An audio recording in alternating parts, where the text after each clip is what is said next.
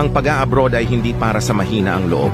Dito sinusubok ang tibay ng katawan, isip at puso. Malayo sa pamilya, ibang kultura, ibang laban. Pero kung buo ang dahilan at matatag ang loob mo, walang unos na hindi mo malalampasan.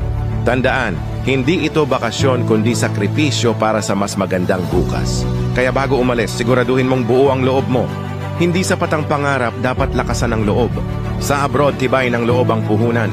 Walang ibang tutulong sa'yo kapag magkasakit ka, kundi sarili mo lang. Dapat lakasan mo ang loob mo kasi hindi madali ang laban.